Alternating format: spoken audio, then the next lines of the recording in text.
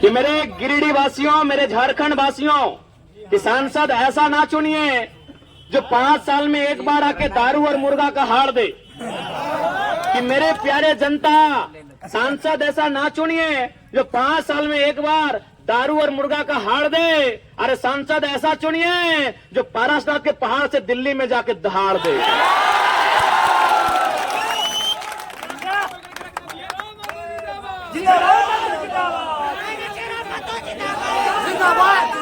तो ठीक है, और ज्यादा ना, बहुत देर भई गई, बड़ी जगह कार्यक्रम है। अरे भाई छाप, अरे देख ले, हमने कहलियो ना, हमने अभी दोसर नेता रहे, पहले अपन छापुआ 4 बार कर चलो।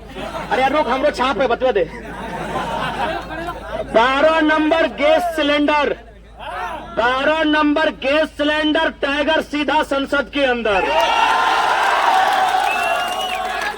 12 number gas cylinder, 12 number gas cylinder tiger सीधा संसद के अंदर, और बेईमान शैतान माटी के भीतर।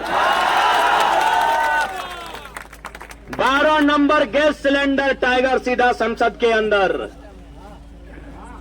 तो ठीक है, बाकी हाँ, जितना कोयला चोरी करे वाला, बालू चोरी, लोहा चोरी, अपनी तो खैर,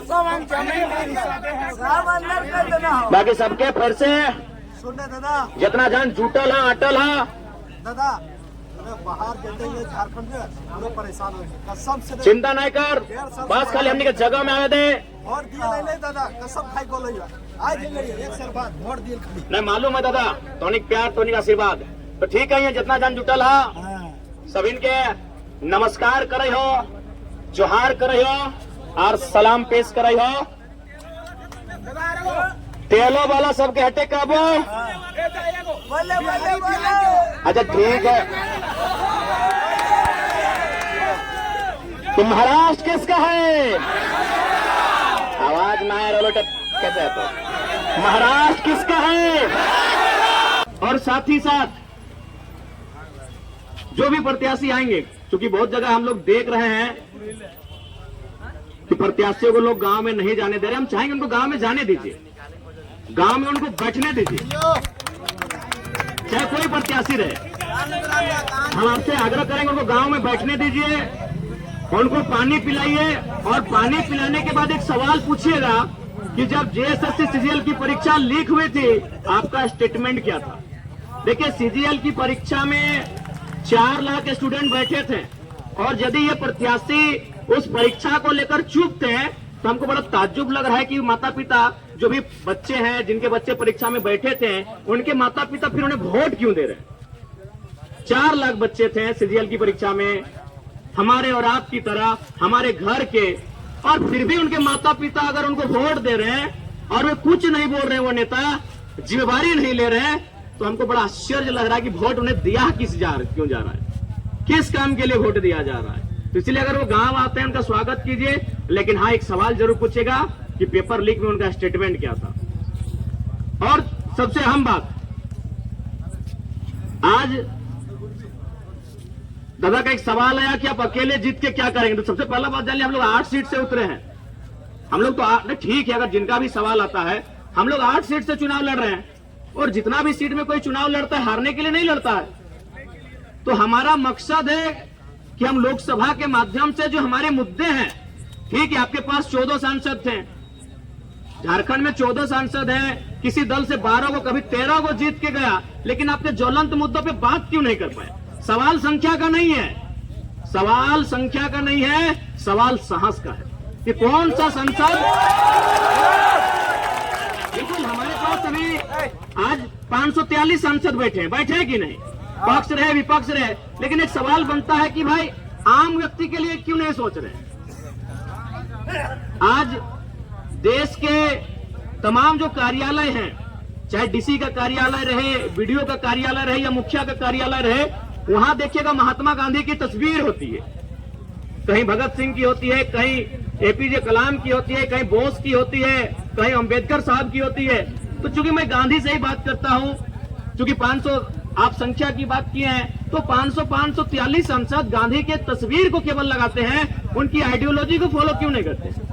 गांधी का एक स्टेटमेंट था resources are made for our need, not for our greed. यानी जो भी संसाधन है वो हमारी जरूरत की पूर्ति के लिए है, ना कि हमारे स्वार्थ की पूर्ति के लिए। लेकिन आज हम बोकारो के कोयले की पे ही बात करते हैं। अब जिस क्षेत्र में से 5 किलोमीटर के बाद कोयला मिलता है, उस कोयले की कमाई से दो चार को मुट्ठी भर लोग अमीर हुए। वे लोग गांधी की आइडियोलॉजी को फॉलो क्यों नहीं कर रहे? उनका तो क्या कहना था कि जो संसाधन है वो हमारे सामाजिक वितरण के लिए है। यानी अगर एक गांव में 100 लोग हैं और 100 रोटी है तो प्रत्येक व्यक्ति को एक एक रोटी दीजिए। एक गांव में 100 लोग 100 रोटी अगर है तो एक एक व्यक्ति को एक एक रोटी दीजिए। लेकिन यहाँ क्या हो रहा है, एक गांव में 100 लोग हैं और 100 रोटी है, अगर 2 लोग दबंग हैं तो 50-50 रोटी खा रहे हैं, 98 लोग भूख से मर रहे हैं। इसीलिए एक अगर आप एक ही भेज रहे हैं ना, जिस दिन हम पूरे होश हवास से कहते हैं अरे 8, हम तो खैर 8 को उतारे हैं, लेकिन अगर आपको लगता है कि अगर गिरिडीह से हम जीत रहे हैं, आप अगर एक ही सांसद को भेज रहे हैं ना, और जिस दिन दिल्ली में हमारा डिस्कशन होगा पूरा देश सीरियसली सुनेगा, हमारे तर्कों को, हमारे विचारों को पूरा देश सुनेगा। और आपको हम पूरा विश्वास दिलाते हैं, भले हम उस सदन में चर्चा किसी एक लैंग्वेज में करेंगे, लेकिन हमें लगता है हमारे उस भाषण को कई लैंग्वेज में उसे ट्रांसलेट किया जाएगा। संख्या मत देखिए, विचार देखिए। देश विचारों से बदलेगा, देश विचारों से बदलेगा, संख्या से नहीं बदलेगा। आज 543 है ना भाई हमारे पास, क्यों नहीं विचार लेके आते हैं, क्यों नहीं कहते हैं? आज मैं उदाहरण देता हूँ, टाटा जमशेदपुर, आप सभी को मालूम है कि 1907 में टाटा जमशेदपुर का स्थापना हुआ था। मालिक कौन था? टाटा था। क्या आपको मालूम है कि आज मालिक कौन है? सबको मालूम है, आज भी टाटा का ही वंशज मालिक है। जानकारी है ना? सिंपली बात, क्योंकि आज से 100 साल पहले जो मालिक था उसी का वंशज आज मालिक है। लेकिन मेरा एक सवाल मेरे जहन में आता है, क्योंकि लोग कहते हैं भारत किसानों का देश है, लोग कहते हैं भारत गांवों का देश है, लोग कहते हैं भारत गांधी का देश है, तो मेरे मन में एक विचार आता है कि जब 100 साल पहले उस कंपनी का मालिक टाटा का वंशज था, आज 100 साल बाद भी टाटा का वंशज अगर मालिक है, तो जिन किसानों ने टाटा जमशेदपुर को बसने के लिए जमीन दिया था, आज उनका रिकॉर्ड कहाँ है? हम ये सवाल करना चाहते क्या भाई हमारा सवाल गलत है? आप क्या बिना किसानों के भारत विश्वगुरु बनाएंगे? आप भारत को महाशक्ति बनाएंगे, जिस देश में 70% किसान रहते हैं? और आज आप क्या कर रहे हैं? आज किस प्रकार कॉर्पोरेट को बढ़ावा दे रहे हैं, किस प्रकार आप तमाम किसानों की जमीनों का अधिग्रहण कर रहे हैं? अरे भाई, बिना किसानों को मिलाए आप इस देश को कहीं नहीं ले जा सकते। इसलिए ये सवाल होना चाहिए था, चाहे बीसीसीएल की बात रहे या बीएसएल की बात रहे या टाटा की बात रहे या कोई भी कंपनी, आज जिन्होंने जमीन दिया है वो परिवार कहाँ है? ये सवाल होना चाहिए। जिन्होंने पूंजी फंसाया उसका परिवार सलामत है। देखिए, कोई भी उद्योग के लिए 5 तत्व जरूरी होते हैं, उनमें 2 तत्व होता है प्रमुख, एक पूंजी और दूसरा जमीन। एक पूंजी और दूसरा जमीन। यानी जिन्होंने पूंजी लगाया था उनकी जानकारी आज 100 साल बाद भी है, लेकिन जिन्होंने अपनी मां समान जमीन देने का काम किया था उनकी जानकारी आपके पास नहीं है। इसलिए धीरज रखिए। जिस दिन हमारी सदन में एंट्री होगी और जिस दिन हम डिस्कशन में भाग लेंगे, पूरा देश सुनेगा। बस दुआ कीजिएगा कि हमें मौका बहुत जल्दी मिले। आज यहाँ पर तमाम जितने युवा हैं जोश खरोश से भरे हुए हैं, और बिल्कुल युवा शक्ति ही भारत को आज मजबूत बना रही है। और अगर आज युवाओं से पूछा जाए उनके आदर्श कौन है, तो पहला नाम भगत सिंह का आएगा ना। तो यदि भगत सिंह का विचार केवल सोशल मीडिया में 2 दिन, उनकी एक पुण्यतिथि यानी शहादत दिवस और एक जन्म तिथि के दिन उनकी फोटो को पोस्ट करने से हम भगत सिंह के अनुयायी नहीं हुए। भगत सिंह का विचार क्या था? उनकी जेल डायरी में क्या लिखा था कि कोई व्यक्ति इतना अमीर नहीं हो। भगत सिंह की जेल डायरी को पढ़िएगा अगर फुर्सत मिले तो, कि कोई व्यक्ति इतना अमीर ना हो, कि कोई व्यक्ति इतना अमीर ना हो कि वो किसी दूसरे व्यक्ति को खरीद ले, और कोई व्यक्ति इतना गरीब भी ना हो कि उसे अपने आप को बेचना पड़े। भारत में दोनों चीज हो रहा है, भारत में दोनों चीज हो रहा है। तो इसीलिए अगर भगत सिंह को मानते हैं तो भगत सिंह के विचारों वाले नेताओं को चुन के सदन में भेजिए, जो उनके इस जेल डायरी के कथन को उस पर चर्चा कर सके। क्यों भाई बताइए, खरीद रहा है कि नहीं? आज अगर पैसा वाला दूसरे को खरीद रहा है और अपने घर में एक बंधुआ मजदूर की तरह से काम लेता है, और जो गरीब है अपने आप को बेच रहा है, एक मजदूर नहीं बंधवा मजदूर बना के बेच रहा है। और आप कहते हैं भगत सिंह के सपनों का भारत है, आज भी कई कोसों अधूरा है। इसलिए एक आए चाहे 21 आए चाहे 11 आए, अगर एक से भी शुरुआत हो रही है तो होने दीजिए ना, रोक कह रहे हैं। एक से भी अगर शुरुआत हो रही तो होने दीजिए।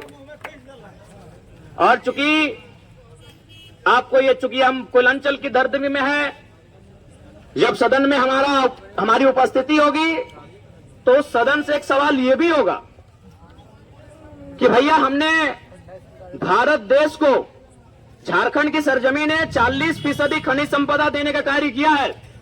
तो यदि हम लोग 40% खनिज संपदा देते हैं तो क्या पूरे 5 साल में एक बार 40 मिनट का डिस्कशन हमारे लिए नहीं हो सकता है क्या?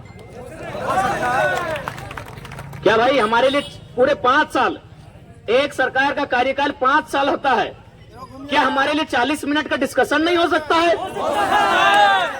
आप ही बताइए, क्या हमारे लिए 40 मिनट का डिस्कशन नहीं हो सकता है? हमारा दूसरा सवाल रहेगा कि यदि झारखंड की सरजमीन आपको 27% कोयला देती है, यदि झारखंड की सरजमीन आपको 27% का कोयला देती है, तो कोल इंडिया का हेडक्वार्टर कलकत्ता झक मारने के लिए है क्या? झक मारने के लिए है? अब थोड़ा सोचिए कि नुकसान क्या है, सुनाते हैं थोड़ा। कोल इंडिया का हेडक्वार्टर कलकत्ता, आप जितने भी कोलियरी हैं एरिया वाइज पता कीजिए, 99% जीएम कलकत्ता के। हम एक वाक्य कह रहे हैं, लेकिन उस वाक्य को कहने से पहले हम महिलाओं, चूंकि ये वाक्य महिलाओं के प्रति हम माफी मांग के एक वाक्य कहेंगे। हम तमाम जो भी हमारी माताएं बहनें हैं, हम उनसे माफी मांगते हुए एक वाक्य कहेंगे। एक वाक्य है कि बांझ क्या जाने प्रसव की पीड़ा, सुने होंगे आप लोग। इसका अर्थ क्या है समझे होंगे आप। तो मेरे कहने का मतलब है, जो कलकत्ता से जीएम उठ के आएगा वो दुगदा में जो आग लगा है उसका दर्द समझ पाएगा? कलकत्ता का जीएम जो ढोरी बस्ती में आग लगा है, जो अमला में चपरी में आग लगा है, जो चंद्रपुरा में आग लगा है, उसको समझ में आएगा भैया? इसलिए पूरे सदन में हमारा ये पुरजोर डिस्कशन होगा कि 27% कोयला हम देते हैं, कोल इंडिया का हेडक्वार्टर अब कलकत्ता नहीं, कोल इंडिया का हेडक्वार्टर अब कलकत्ता नहीं, धनबाद या बोकारो होना चाहिए। उससे क्या होगा? हमारी समस्याओं का समाधान जल्दी होगा। जीएम हमारे लोग बनेंगे, एचआर हमारे लोग बनेंगे, और जो भी डिपार्टमेंटल हैं, उससे हमारी समस्याओं का समाधान होगा। आज देखिए हम अंधेरे में है ना, अंधेरा। आज कितनी मुश्किल से हमें बिजली मिलता है, लेकिन क्या आपको आइडिया है बिजली कहां बनता है? क्या भैया चंद्रपुरा में बनता है, बेरमो में बनता है, आइडिया ही नहीं है आपको। क्या करते हैं भाई साहब? ये भी एक सवाल होगा कि बिजली का उत्पादन यदि झारखंड में होता है तो बिजली का हेडक्वार्टर भी कलकत्ता का है रहेगा।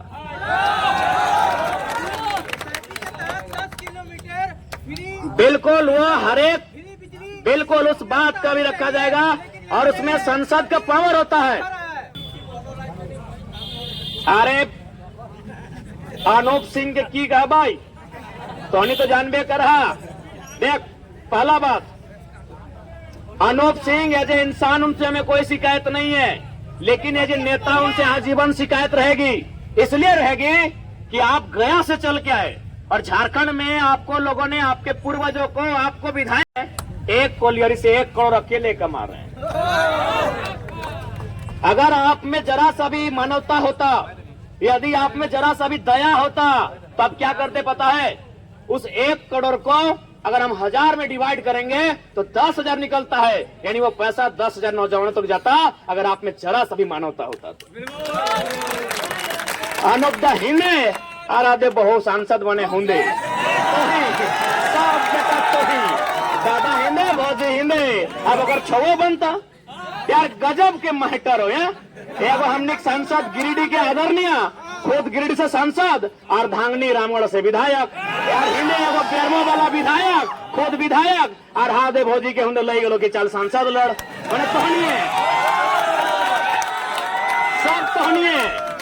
और बाकी लोग की कहता, झायल बजाता खपनंग खपनंग खपनंग। सही खातिर आज पता हो, आज लोग से हमार किल पर परी छुटल है। इस लड़का लीडर भी, लीडर के साथ साथ टीचर भी है, बड़ी पढ़ाता है। सही खातिर आज से पहले इतना कोनो नेता के आलोचना भेल नेता के सामने। अब ये झारखंड में 5 गो चुनाव भेले, नेता के बनले, नेता के परिवार से बनले। लेकिन आज जयराम महतो जैसे गोड़ रखल है, सब गरुड़ा के होश उड़ गए कि रोकी का कदम नहीं पड़ना चाहिए। गलत बोले हो, खाली गोड़ रखल है, धारी रखल है से 1 तारीख के देखलक नॉमिनेशन दिन। अच्छा, हम एक सवाल पूछते हैं भाई, हम लोग क्या अपराधी हैं? क्या गुंडा है, मवाली है, चोर है, छिनार है, क्या है भाई? 3000 पुलिस की टीम गई थी। अरे इतना मुस्तैद अगर आप कोयला चोर, बालू चोर, लोहा चोर, लकड़ी चोर को लेकर रहते तो झारखंड स्वर्ग से सुंदर बन जाता। दूसरा बात, ठीक है, चूंकि हमारी आंदोलन में राज्य सरकार सामने थी, तो अगर डिटेन ही करना था, अरेस्ट ही करना था, तो राज्य सरकार की पुलिस जाती। साथ में नेतृत्व करते हुए डीएसपी महोदय, एसपी महोदय, आईजी महोदय कोई जाते हैं। सीआरपीएफ क्यों गई थी? एक सवाल बनता है कि नहीं बनता?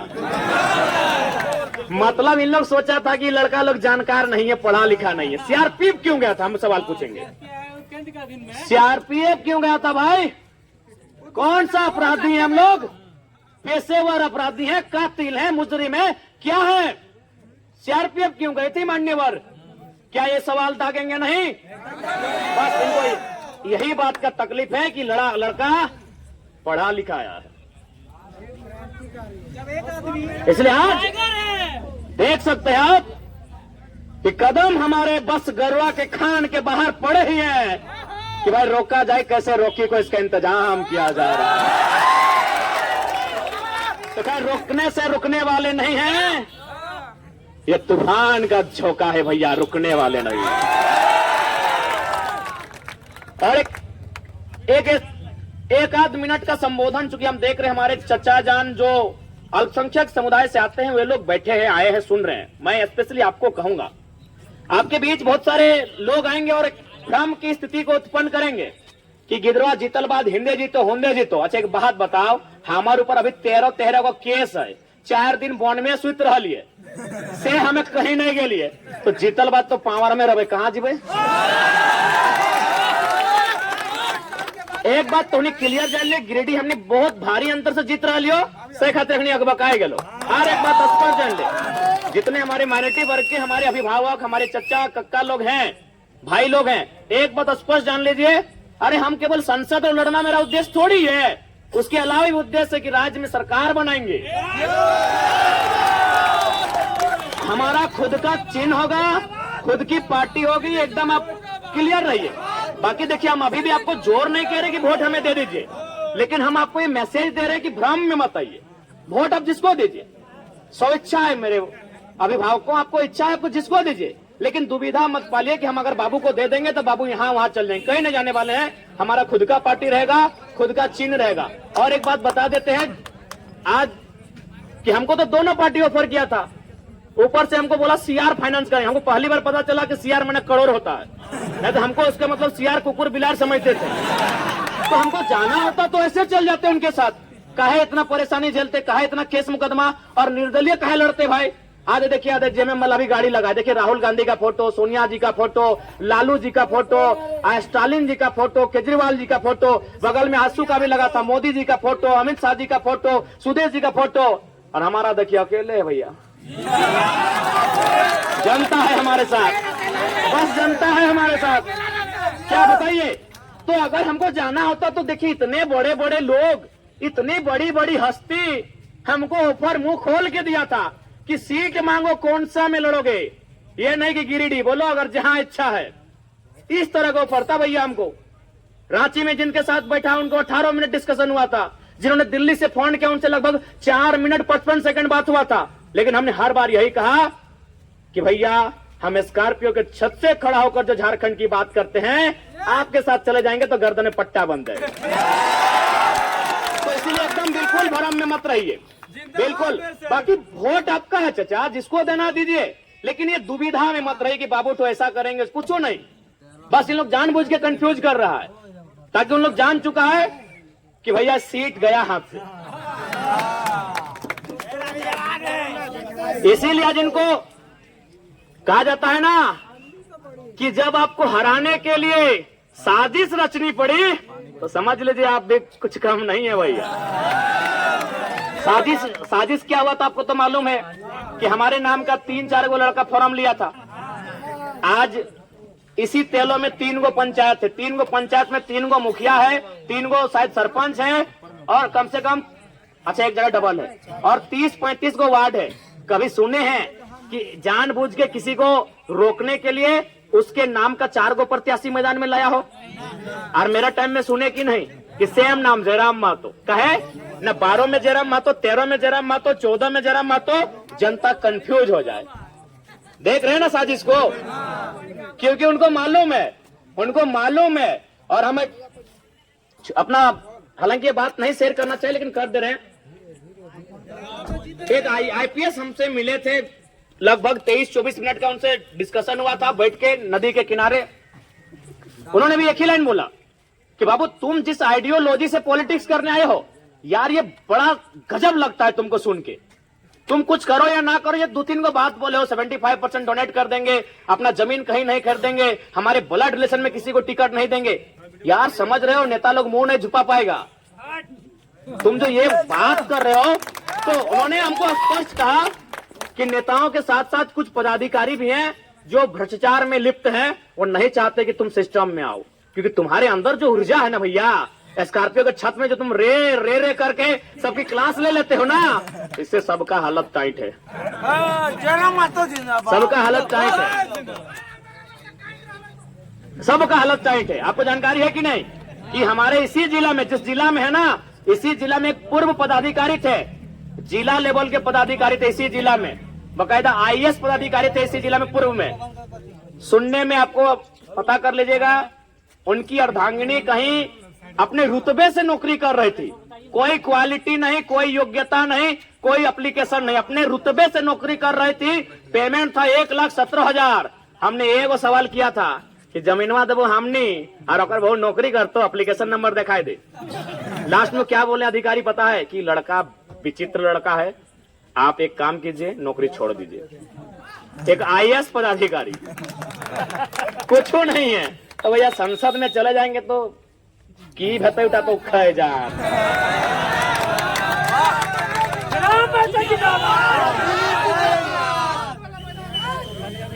तो ज्यादा समय ना है, अंत में इतना ही कहेंगे।